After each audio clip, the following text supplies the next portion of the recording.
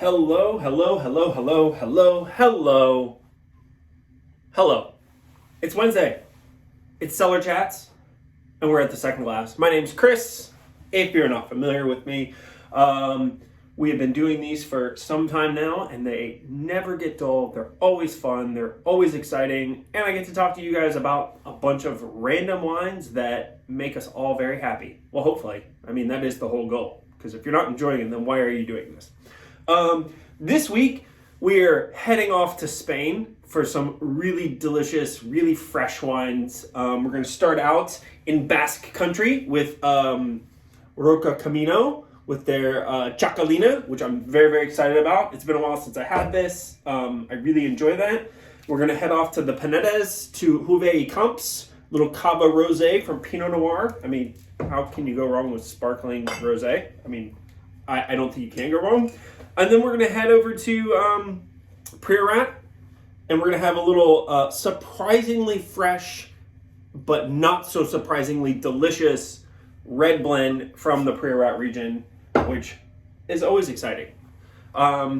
So let's talk about Spain, because it's delicious, it's affordable, and it's certainly, although my heart really lies in Italy, Spain is another one of those places that all too often is overlooked and whittled down to basically two wines. I mean, for the most part, I think people, if you say, oh, do you like Spanish wines? Their response is, oh, I've had a good Rioja, which nothing wrong with great Rioja. They're excellent. Love the wines. Super tasty. Some great producers out there. And that pretty much is it. Maybe someone says Cava. Maybe somebody says Albarino. But that's pretty much the end of like most people's ideas of what Spanish wine is, which is a real shame because, again, like Italy, it is a cornucopia of delicious, amazing native varieties, really strong wine history and traditions. So we're going to delve into that just a little bit today. So starting out in the Basque region, which, considering that this is really a hub of fantastic food, and the food scene and culture of the Basque region is one of the greatest in the entire world. Their local wines pretty much get ignored. But in that sense, there is no wine that is more known, more loved, and more deserving of more attention than Txakolina. So Txakolina, traditionally, the native variety is Undarabi, which is like a really crisp, lively, light white wine grape. They also have Undarabi Beltza, which is for rosé. I think there's a couple other varieties in the region that can be used for Txakolina, but don't quote me on that. I'm not as well versed in this. The DO wasn't established until 1990. But the winemaking and the wine culture in this region dates back thousands of years, well before anybody paid attention to it. So if you're traveling, like some of you get to do, or maybe you're going to travel soon, you're going to make your way up to the Basque Country, and I'm holding off to pour this. If you make it into that area, very famously, you go into a tapas bar, which this is the region famous for tapas, outside of maybe Jerez, down in the south with sherry. Those are, for me, when I think tapas, I think sherry, or I think Txakolina. Now, in this region, very famously, I don't have one, you will be poured, more than likely, a glass or a mouthful of Txakoli from a porron. And I want you guys to see, hopefully it shows, just a lovely, lovely light spritz frizzante for those Italian lovers like myself. These wines are super bright, fresh, mineral, citrus, all the things that you need to go with salty, fried, and seafood-based foods. It was a wine that obviously before I worked in wine, I had no idea it existed, and even when I left retail, where I did sell Txakoli quite regularly, most people didn't know what it was, which is a shame because it's really affordable. Generally, you're going to find them, in a retail store, you're going to find them for no more than $25. I mean, I'm sure there are great ones that are above that, but you can find good ones for under that. In a restaurant that has a good one by the glass, like here at Second Glass, and a few people in the area, you can get them for, under 12 or under $13 a glass for really delicious, refreshing wines. And these are summertime in a glass to me. Again, lots of like mineral, salty, citrus, kind of grapefruit notes, little floral.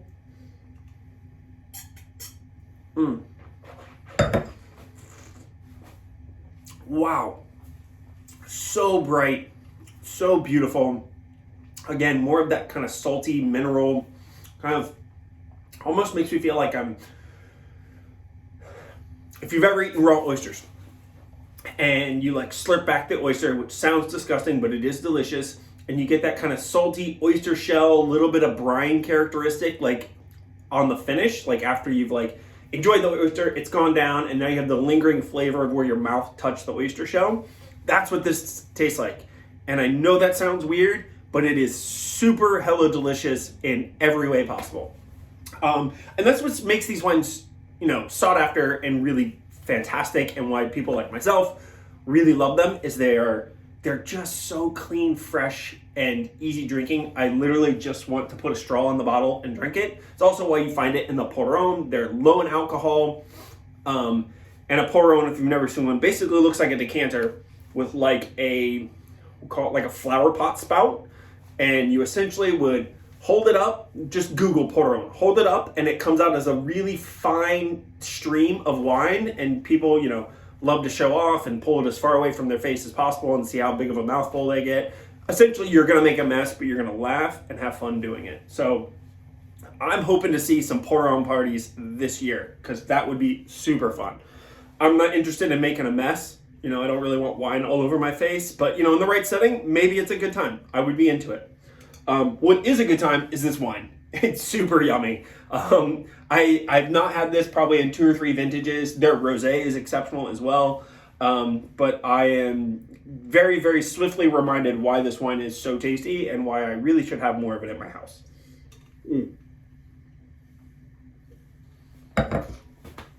And with the crazy, like pure summer, hot, humid weather we've been having lately, that is a must for anybody's wine fridge, outdoor cooler. That is pool time in a bottle. All right, again, that was Roca al Cherry. I think I'm saying that correctly. I'm assuming the TX is a CH sound, just like Txakolina is a TX, so it makes a CH sound. Roca al Cherry, and this is their Getariako Txakolina. It's delicious. So what if you can't say it correctly? Just look for this bottle, come in here, have it on the flights, learn to love it, take a bottle home, have a bottle while you're here, or both. I highly suggest both. That would be the way I go. All right, so we're gonna move into, I don't speak Spanish, if you haven't guessed. I'm assuming it's Juvé Camps, so Juvé in Camps, but go ahead and at me if I'm totally wrong. I'm okay with it. This is their Brut Rosé Cava, so from the Cava region in the Pinedas in Spain. 100% Pinot Noir, which is one of the allowed grapes for this region. Not a native grape to Spain, but widely used throughout Cava. And this comes from their Diaspiles vineyard, which is their largest vineyard. They have about 200 hectares of vineyards in this estate.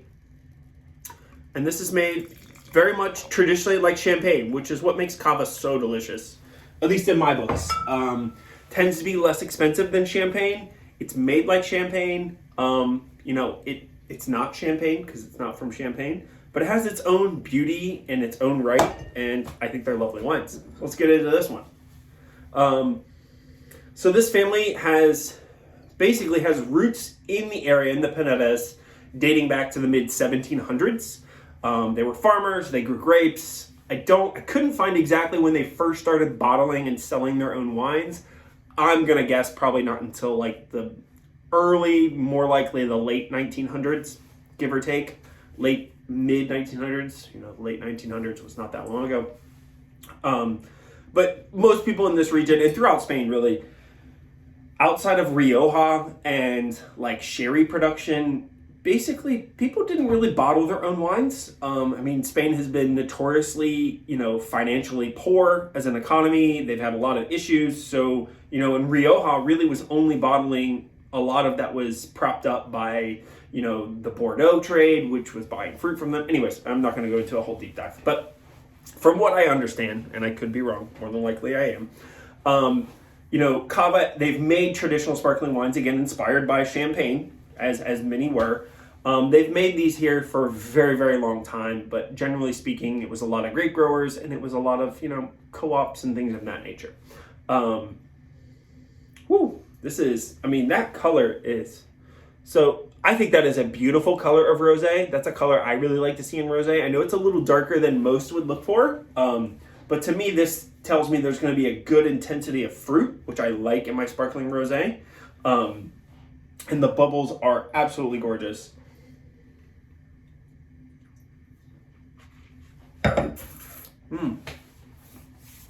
Yeah. Great follow-up to the Txakoli. Txakoli, super mineral, citrus, very dry, but like bright acidity on the palate. This is a little more lush, a little more like kind of strawberry, cranberry fruits. The bubbles are actually a lot softer than I expected, which you can have. I mean, that just, when I refer to the bubbles being soft, it typically is referring to the atmospheres or the amount of pressure. So very famously in champagne, atmospheres are fairly high. I mean, that's how champagne is made. That's why they have the thick bottles. Cava is made the same way, but not everything is going to be bottled with the same atmosphere. I also like to think of it like sparkling water because I drink a lot of sparkling water. I guess this is probably the most hipster thing I do is I love Topo Chico. Apparently that's super hipster. I don't know. I don't pay attention. But somebody once told me that was angry sparkling water because it has such a high amount of carbonation. And then like Pellegrino, which I think is the most common sparkling water, I think is like kind of really soft sparkling water. Like it's kind of goes flat pretty quick. The bubbles are not very intense. And if you have it side by side with Topo Chico, which is interesting to do, it almost feels like it's not bubbly, and Topo Chico is a little angry, and I think that's why I like it. This is definitely on the softer side.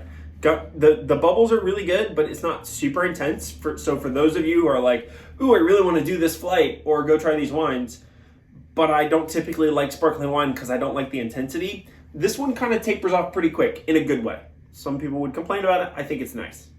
And it still tastes good. That's usually the telltale.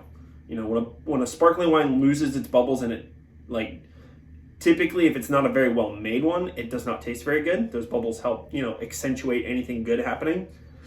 This one does not have much bubbles left and it's quite tasty.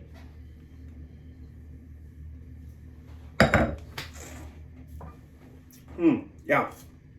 I mean, that is really refreshing, food friendly. I'd come in here, get this flight, and order a couple plates of food. Share it with your friends because it's beautiful. It's also super hot outside, so that helps make these extra refreshing in my opinion, which is not a bad thing.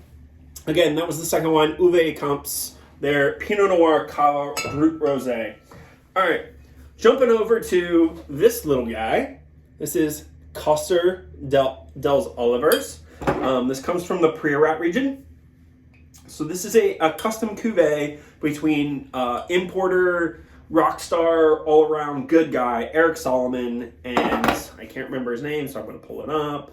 The winemaker is Joan Sengenis, but he was one of the founding winemakers and partners who started the ever important Black Slate series of Priorat wines that was also brought in by Eric Solomon. And it was a really, if you've never seen them, they were basically a gray and black with purple label, and it looked like different types of soil. And it was a cool little project. He essentially tapped like 5 or 6, I can't remember how many there are, but 5 or 6 different winemakers in different sub areas of Priorat to make essentially all the same blend, but all on different soil types from different sub-regions to showcase the diversity of Priorat. They're really tasty, pretty widely available. I mean, you can kind of find them just about anywhere, especially in this area. Again, Eric Solomon is based in Charlotte, so his wines have been very well represented in the North Carolina market for a long time. I know I sold a lot of them, but this is another like little like everyday project, and this is part of his, I'll call what I like to call phase 2 of Eric Solomon. So, you know, he got started, really super interesting guy. If you ever get a chance to meet him, he's a lot of fun. He has a fascinating story. But got started and really was in love with Rhone wines and kind of fuller bodied, a little more high octane wines. And that was around the area when that was super popular, and those wines still hold their own. They're still incredible. They're really tasty, but they're a little fuller and riper than I think what the general market, although I might be totally off base here, but what the wine industry will say is interested in. So they're just a little higher alcohol, richer, more fruit concentration. And then what I call phase 2 of Eric Solomon is this kind of focus on same regions, but wines that are just a little more delicate. They're a little more nuanced, a little more elegant in style. And this Priorat, I think, really became known and famous for their wines because they were big and full and structured, and it offered people who loved Bordeaux or loved Napa an outlet to a place that was making wines that had texture and mouthfeel and flavors that they were looking for, but oftentimes were less expensive for the most prestigious bottles. And, you know, we're always looking for a good deal on something that tastes great. So the Costa dels Olivers is mostly Carignan, which is Carignan, Garnacha, and Cabernet Sauvignon in slate soils in the area of Porrera. You know, it's done in like French and Hungarian oak. It's full, it's beautiful. I mean, it's not, you can still see it's pretty translucent. Oh, by the way, if anybody thinks that me doing this is really annoying, just let me know and I'll stop doing it. Or if you love it, let me know and I'll keep doing it. And if you're indifferent, then don't say anything at all. I'm fine with that too. You know, the nose is, you know, it's got some earthiness, a little dustiness, darker berries, darker red and black fruits.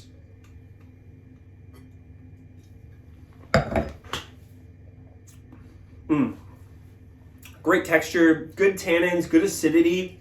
And you know,